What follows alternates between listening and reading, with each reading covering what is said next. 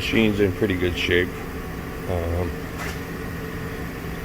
Have all the holders and all these clamps are present.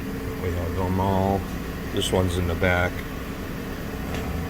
Yeah, they're all here. Have all the hardware for everything.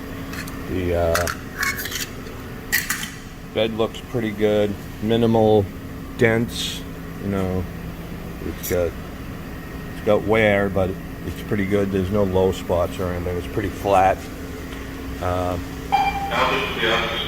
Controller, everything works on the controller.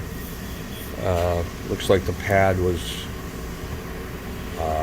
redone, but a long time ago. But all the buttons work. Hand wheel works fine. Everything works fine here. Missing a little plastic thing there. Yeah. Back gauge. There's that other clamp.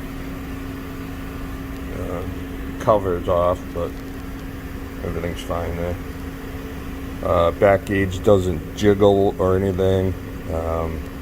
The brushes are pretty good in the motor, so it's nice and smooth. There's no hesitation or anything. All the air works for the flip ups and the clamp up and down. Everything works pretty good. Yeah, so that's that.